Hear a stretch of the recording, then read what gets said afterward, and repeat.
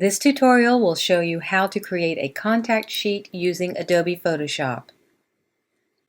First thing you want to do is make sure that all of your photos are collected in a single folder.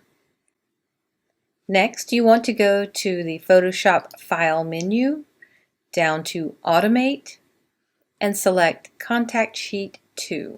You will get a dialog box that asks for the folder that houses the source images.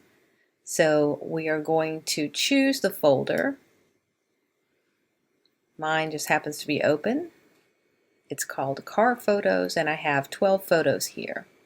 Then we have some document settings.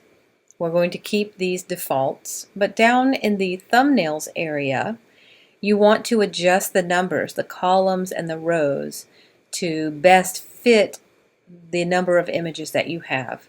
I have 12, so I'm going to have 4 columns and 3 rows will accommodate my 12 images.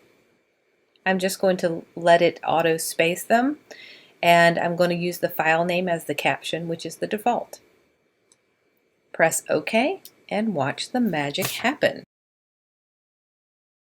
Photoshop is creating the contact sheet automatically based on where I've stored my files, and it's naming them the file names. I have left the names as they were when I downloaded them from the approved online sources, which you can see in the name is pexels.com. Once you have your contact sheet, you can simply go to File, Export, and export it out, or you can save it as a Photoshop file for future reference.